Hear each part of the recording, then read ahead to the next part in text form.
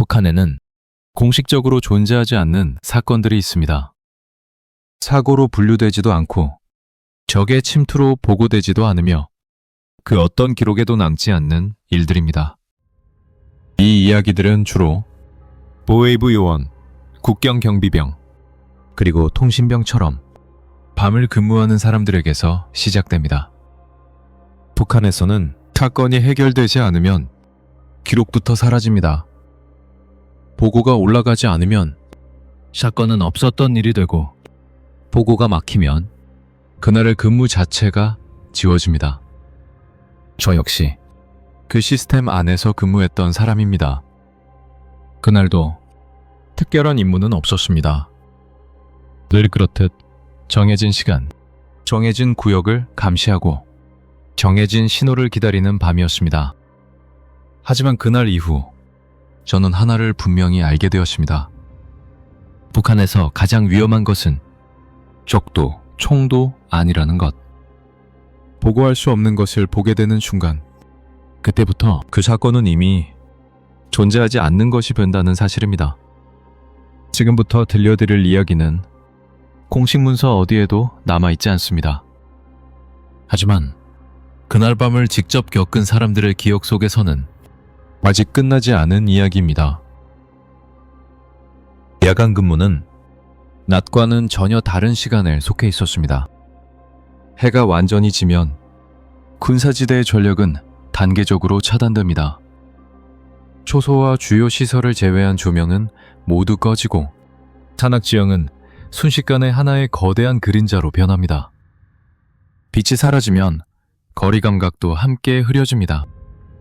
가까운 능선은 더 멀어 보이고 멀리 있는 수목은 바로 앞에 있는 것처럼 느껴지기도 합니다. 통신은 유지되지만 자유롭지는 않습니다. 우전은 꼭 필요한 말만 허용되고 침묵이 기본 규칙입니다. 의미 없는 송신은 규정 위반이 되고 불필요한 보고는 의심의 대상이 됩니다. 그래서 그곳에서는 말보다 기다리는 시간에 더 익숙해지게 됩니다. 밤의 산은 소리를 왜곡합니다. 바람은 방향을 속이고 낙엽이 굴러가는 소리는 사람의 발걸음처럼 들리기도 합니다. 작은 소리 하나에도 몸이 먼저 반응합니다. 눈은 어둠에 적응하려 애쓰지만 시야는 끝내 완전히 열리지 않습니다. 그곳에서 근무한다는 것은 물리적인 고립보다 심리적인 고립을 의미합니다. 도움은 즉시 오지 않고 판단은 현장에서 혼자 내려야 합니다. 일선은 멀리 있고 명령은 짧고 차갑습니다. 이상 없으면 보고하지 말 것. 이 문장은 안전을 뜻하기보다 부담으로 다가옵니다. 보고하면 문제가 시작되고 보고하지 않으면 책임이 남습니다. 그래서 우리는 확실하지 않은 것들을 스스로 지워버리는 법을 배우게 됩니다. 보았어도 못 본 것이 되고 들었어도 착각이 됩니다. 그날 밤도 그런 밤 중 하나여야 했습니다. 전력 차단 직후 찾아오는 깊은 정적, 무전기에서 새어나오는 미세한 잡음, 그리고 설명할 수 없는 긴장감. 아무 일도 없어야 했습니다. 북한의 밤에서는 그것만이 허용된 상태였기 때문입니다. 그날 밤도 평소와 다르지 않은 근무로 시작되었습니다. 저는 산악지대에 위치한 통신 감시구역에서 야간 경계 근무를 서고 있었습니다. 전력 차단 이후였고 주변은 감시등 몇 개를 제외하면 완전히 어두운 상태였습니다. 무전기는 정상 작동 중이었고 주파수는 고정되어 있었습니다. 이상 징후는 없었습니다. 처음 변화를 느낀 것은 소리가 아니라 침묵이었습니다. 무전기에서 항상 미세하게 흘러나오던 잡음이 어느 순간 완전히 사라졌습니다. 전원이 꺼진 것도 아니고 수신 불량도 아니었습니다. 표시등은 정상, 배터리도 정상, 안테나 역시 이상 없었습니다.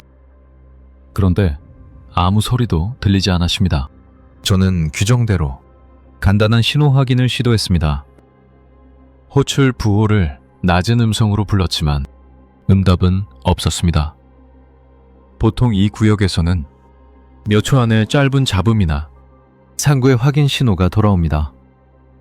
하지만 그날은 아무 반응도 없었습니다.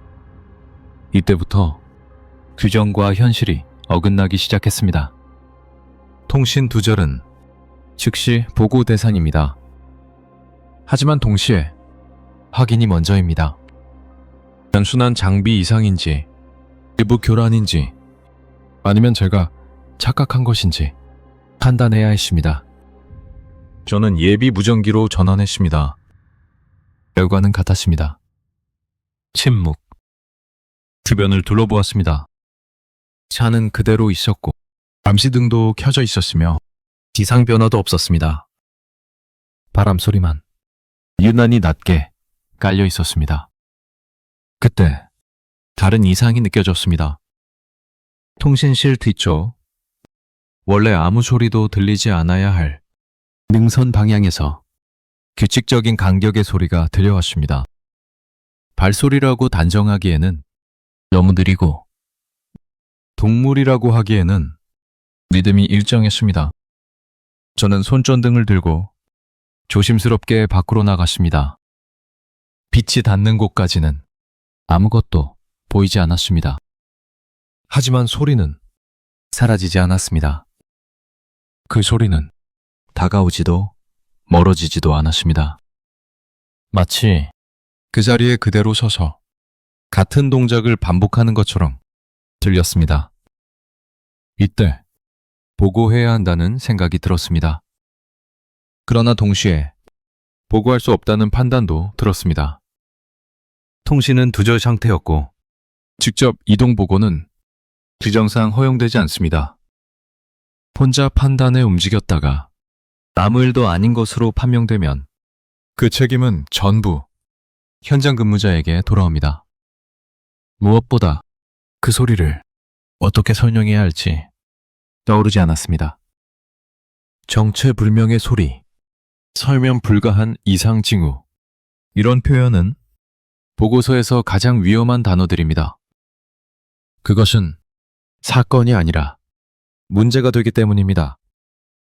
그 순간 무전기에서 짧은 잡음이 터졌습니다. 하지만 음성이 아니었습니다. 사람의 말이 아닌 왜곡된 소리였습니다. 마치 여러 신호가 한 번에 겹쳐진 것처럼 갈라지고 찢어진 음이었습니다. 그 소리는 몇 초간 이어졌고 그 안에 말처럼 들리는 부분이 있었습니다. 하지만 어떤 언어인지 구분할 수 없었습니다. 저는 그대로 얼어붙은 채 서 있었습니다. 그 소리 이후 능선 쪽 발소리는 멈췄고 주변은 다시 지나치게 조용해졌습니다. 너무 조용해서 제 숨소리와 심장 뛰는 소리만 과장되게 들릴 정도였습니다. 보고는 끝내 하지 못했습니다. 보고할 수 없는 상황이었고 보고할 수 없는 내용이었기 때문입니다.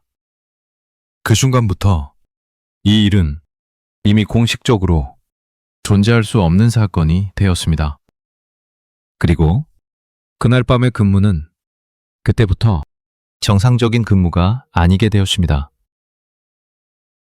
이상이 처음 감지된 이후 얼마나 시간이 흘렀는지는 정확히 기억나지 않습니다. 야간 근무 중에는 시간 감각이 흐려집니다. 시계를 확인해도 초침이 제대로 움직이는지조차 확신하기 어려울 때가 있습니다.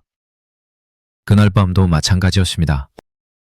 무전기의 잡음이 사라진 뒤 능선 쪽에서 들리던 소리가 멎은 이후 저는 한동안 초소 안에서 움직이지 않았습니다. 불필요한 이동은 규정 위반이기 때문입니다. 그러나 가만히 서 있는 건 역시 점점 더 힘들어지고 있었습니다. 그때 다시 소리가 들렸습니다. 이번에는 밖이 아니라 통신실 안쪽에서였습니다. 기계음도 무전 잡음도 아니었습니다. 분명히 사람의 숨소리와 비슷했습니다. 짧고 낮고 억눌린 듯한 호흡이 제 바로 뒤에서 들렸습니다. 저는 즉시 몸을 돌렸습니다. 하지만 그 자리에 사람은 없었습니다. 통신실은 제가 나올 때 그대로였고 출입문은 잠겨 있었으며 창문 역시 외부에서 열 수 없는 구조였습니다. 규정상 이 공간에는 저 혼자뿐이어야 합니다. 저는 손전등을 켜고 통신실 내부를 다시 확인했습니다. 책상 아래 장비 뒤편, 벽면 그림자까지 하나하나 비쳤습니다. 아무것도 없었습니다. 그런데 숨소리는 사라지지 않았습니다. 이번에는 소리의 위치가 분명해졌습니다. 제 시야가 아닌 손전등 빛이 닿지 않는 통신실 한쪽 구석, 전력 차단용 패널 뒤쪽에서 규칙적으로 들려왔습니다. 숨을 들이마시고 내쉬는 소리. 사람이 바로 옆에 서 있을 때 느껴지는 거리감이었습니다. 저는 그 순간 이 소리를 착각으로 처리할 수 없다는 것을 알아버렸습니다. 야간 근무 중 환청이나 착각은 있을 수 있습니다. 하지만 그것은 되게 짧고 불분명합니다. 이렇게 일정한 간격으로 이렇게 가까운 거리에서 계속 이어지지는 않습니다. 그때 패널 뒤쪽 그림자가 미세하게 흔들렸습니다. 빛의 착시일 수도 있었습니다. 그러나 그 그림자는 빛의 방향과 맞지 않았습니다. 제가 손전등을 움직이지 않았는데도 그림자만 천천히 움직였습니다. 저는 한 발짝 뒤로 물러섰습니다. 그 순간 숨소리가 멈췄습니다. 정적이 찾아왔고 그 정적은 앞선 어떤 침묵보다 더 무겁게 느껴졌습니다. 마치 누군가가 저를 보고 숨을 멈춘 것처럼 느껴졌습니다. 그리고 그 다음 순간 그것을 보았습니다. 패널 뒤편 사람 하나가 서 있었습니다. 정확히 말하면 서 있는 형태였습니다. 완전히 드러난 모습은 아니었고 빛과 그림자 사이에 걸려있는 듯한 모습이었습니다. 키는 제 예상보다 컸습니다. 머리는 천장 가까이에 닿아 있었고 몸은 비정상적으로 마른 형태였습니다. 팔은 몸통에 비해 지나치게 길었습니다. 하지만 가장 이상했던 것은 얼굴이었습니다. 얼굴이라고 부르기엔 너무 흐릿했습니다. 눈, 코, 입의 윤곽이 분명하지 않았고 마치 젖은 천을 사람 얼굴 위에 느슨하게 덮어놓은 것처럼 보였습니다. 그 형체는 움직이지 않았습니다. 다가오지도 않았고 물러서지도 않았습니다. 그저 그 자리에 서서 저를 향하고 있었습니다. 규정과 완전히 맞지 않는 상황이었습니다. 침입 흔적도 없고 경보도 없고 통신도 끊긴 상태. 그런데 내부에 사람 형태의 무언가가 존재하고 있었습니다. 저는 소리를 낼 수 없었습니다. 소리를 내는 순간 이 상황을 현실로 인정해야 했기 때문입니다. 그 형체는 몇 초간 아무 움직임 없이 저를 바라보다가 아주 천천히 고개를 기울였습니다. 그 움직임은 사람과 닮아 있었지만 사람이 할 수 있는 자연스러운 동작은 아니었습니다. 관절이 아니라 전체가 한 번에 기울어지는 느낌이었습니다. 그 순간 무전기에서 다시 잡음이 터졌습니다. 이번에는 분명히 음성이 섞여 있었습니다. 하지만 그 소리는 제가 알고 있는 어떤 언어와도 닮아있지 않았습니다. 그 형체는 그 소리가 들리는 순간 천천히 어둠 속으로 사라졌습니다. 문을 열지 않았고 움직이는 소리도 없었습니다. 그냥 없어졌습니다.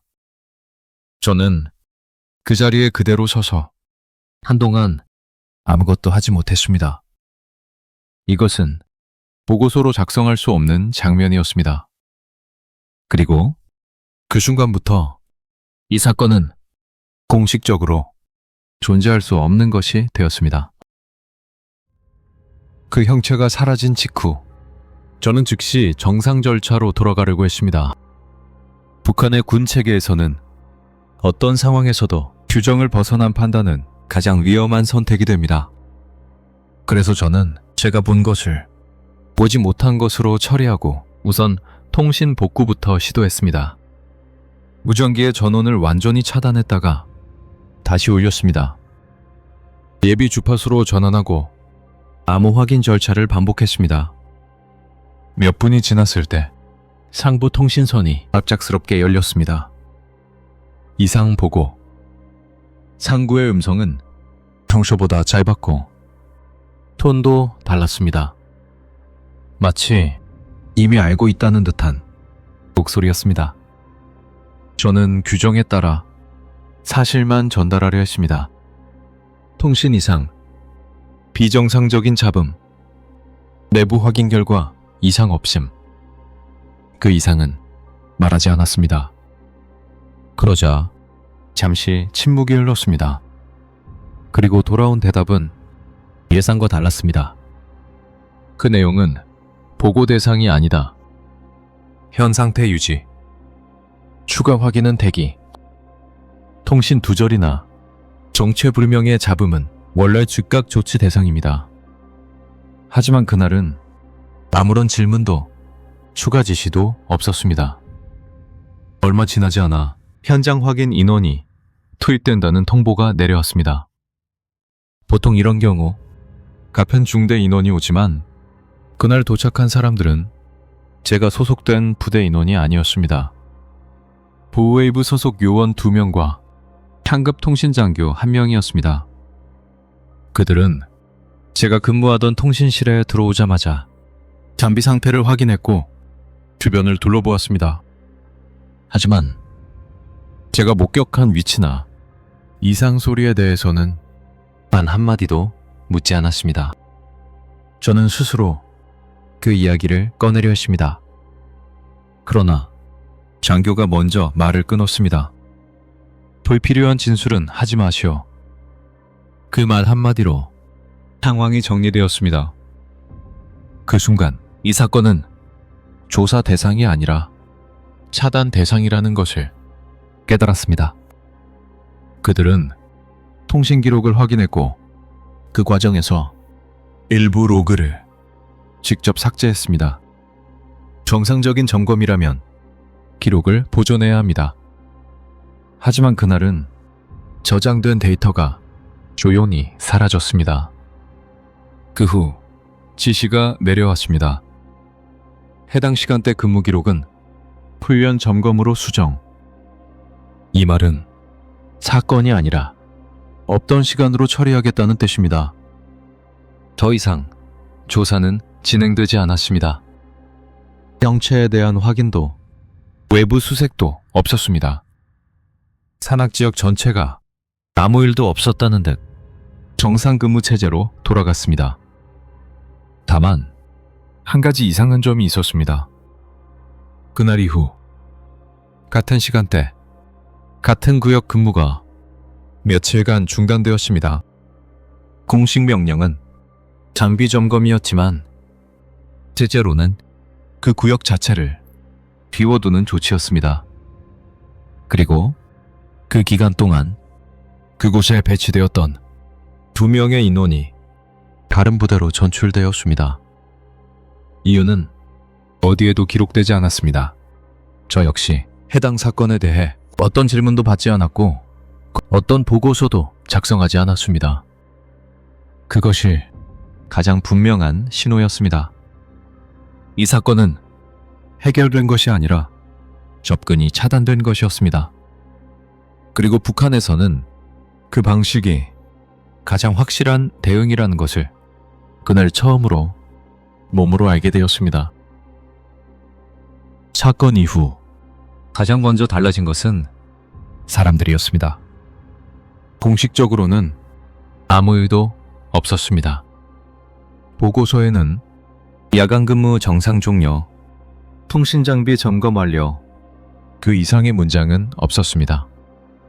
사고도, 이상도, 조치도 기록되지 않았습니다. 하지만 현장에 있었던 사람들은 그 변화를 바로 느꼈습니다. 우선 그날 이후로 같은 시간대 근무에 항상 함께 서던 병사 한 명이 보이지 않았습니다. 처음에는 단순한 휴가나 임시 전출이라고 생각했습니다. 북한에서는 이유를 묻지 않는 것이 규칙이기 때문입니다. 하지만 며칠이 지나도 그 병사는 돌아오지 않았고 이름을 입에 올리는 순간 주변의 분위기가 눈에 띄게 달라졌습니다. 상급자는 못 들은 척했고 동료들은 대답을 피했습니다. 결국 그 병사는 공식적으로 존재하지 않는 인원이 되었습니다.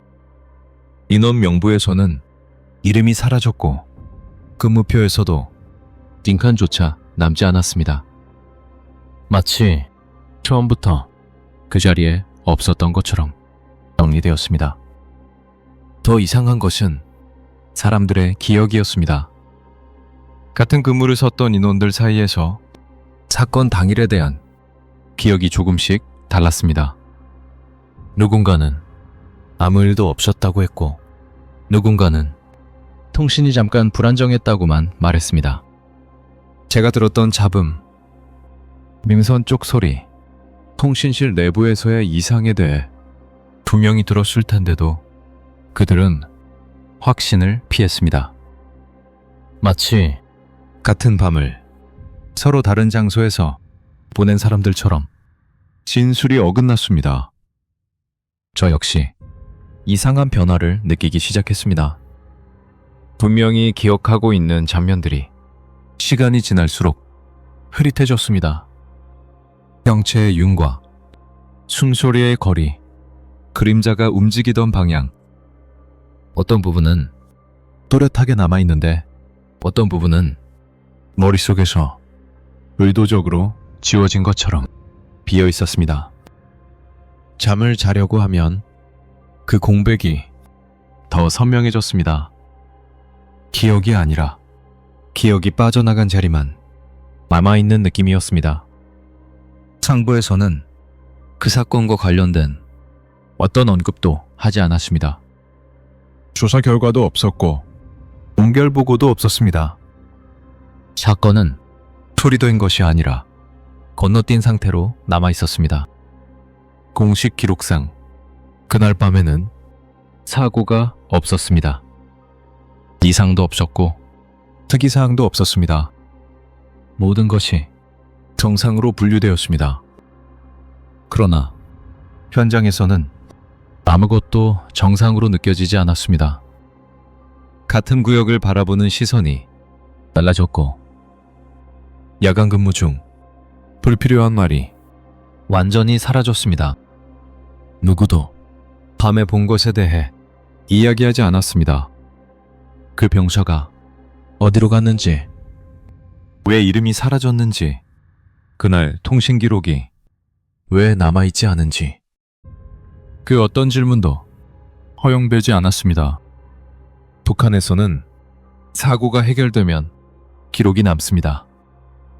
하지만 기록이 사라졌다는 것은 그 사건이 사고로 인정되지 않았다는 뜻입니다. 그날 이후 저는 하나를 분명히 알게 되었습니다. 북한에서 가장 확실한 결과는 진실이 아니라 침묵이라는 것을. 사람 하나가 사라져도, 기억이 어긋나도, 현장이 달라져도 공식 문서에 사고 없음이라고 적히는 순간 그 사건은 끝난 것으로 처리됩니다. 그러나 그 밤을 직접 겪은 사람들에게는 그날이 결코 끝나지 않았습니다. 이 사건을 하나의 초자연적 현상으로만 해석하는 것은 조심스러울 수 있습니다. 북한의 군사 환경은 사람의 인식을 왜곡하기에 충분히 극단적인 조건을 갖추고 있습니다. 장시간 야간 근무, 수면 부족, 전력 차단으로 인한 시각적 제약, 그리고 늘 깔려있는 긴장감은 착각과 환청을 현실처럼 느끼게 만들 수 있습니다. 또한 산악 지형에서는 소리가 반사되고 왜곡되며 빛과 그림자는 실제보다 과장된 형상을 만들어냅니다. 통신 장비의 오류나 주파수 간섭 역시 이상 신호로 인식되었을 가능성을 배제할 수는 없습니다. 그러나 이 사건에는 그런 설명으로는 완전히 덮을 수 없는 지점이 존재합니다. 무엇보다 대응 방식이 그렇습니다. 단순한 장비 이상이나 근무자의 착각이었다면 조사는 진행되었어야 합니다. 보고가 막힐 이유도 기록을 삭제할 필요도 없었을 것입니다. 체제적 은폐 가능성은 여기서 자연스럽게 떠오릅니다. 북한에서는 설명되지 않는 사건보다 통제되지 않는 정보가 더 위험합니다. 그래서 원인을 밝히기보다 사건 자체를 지우는 선택을 더 자주 합니다. 또 하나는 여러 인원의 진술이 미묘하게 어긋났다는 점입니다. 완전히 바른 이야기가 아니라 같은 사건을 각기 다른 방향에서 피해가듯 말하고 있었습니다. 이것은 단순한 기억 오류라기보다는 의도적인 회피에 가깝습니다. 심리적 설명과 환경적 조건을 고려해도 통신 기록의 삭제, 근무구역의 일시 폐쇄, 인원의 비공식 이동은 정상적인 절차와 맞지 않습니다. 이 사건은 초자연이냐 아니냐를 떠나 분명히 설명되지 않은 채 정리된 사건입니다. 그리고 북한에서는 바로 그런 방식이 가장 흔한 결론이 됩니다. 북한에서 미스터리는 해결되지 않습니다. 그것은 밝혀지지 않아서가 아니라 밝히지 않기로 선택되기 때문입니다. 원인을 찾는 순간 빼김이 생기고 설명하려는 순간 통제가 무너질 수 있기 때문입니다. 그래서 이곳에서는 사건을 이해하기보다 사건이 없었던 상태를 먼저 만듭니다. 기록은 지워지고 사람은 이동하고 질문은 허용되지 않습니다. 그날 이후로도 그 지역의 근무는 계속되고 있습니다. 초소는 그대로 있고 차는 변하지 않았으며 야간 전력 차단도 예전과 똑같이 반복됩니다. 다만 그곳에서 근무하는 사람들은 더 조용해졌습니다. 밤에 들은 소리나 눈에 들어온 장면에 대해 입을 열지 않습니다. 확신하지 않는 것이 가장 안전한 태도라는 것을 이미 알고 있기 때문입니다. 어쩌면 그 형체는 다시 나타나지 않았을지도 모릅니다. 어쩌면 지금도 누군가의 근무 기록 속에서 조용히 지워지고 있을지도 모릅니다. 하지만 한 가지는 분명합니다. 그 밤 이후로 저는 더 이상 북한의 야간 근무를 같은 시선으로 보지 않게 되었습니다. 그곳에는 보이지 않는 것이 존재하지 않는 것이 아니며 말하지 않는 것이 없었던 일이 되지는 않습니다. 북한에서는 오늘도 같은 산에서 같은 시간에 같은 감시가 이어지고 있습니다. 그리고 그 미스테리 역시 아무 일도 없었다는 이름으로 계속 남아 있습니다.